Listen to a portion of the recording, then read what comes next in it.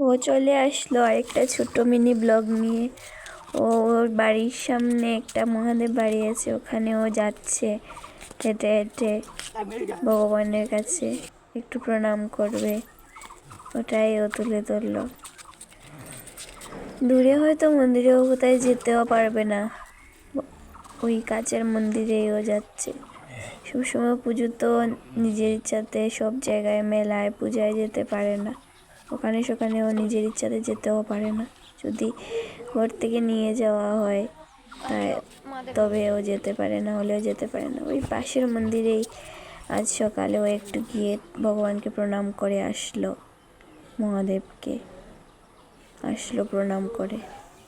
ও মনটাও শান্ত হয়ে গেল, অনেক ঘুরে উঠেও এভাবে গেল। আমাকেও নিয়ে গেল ওই ভিডিওটা করার জন্য, তাই আমি ওকে করে দিলাম। আর বয়সটা আমি ওর হয়ে দিই, ও তো বলতে পারে না, যা বলবে আপনারা বুঝতে পারবেন না। নমস্কার।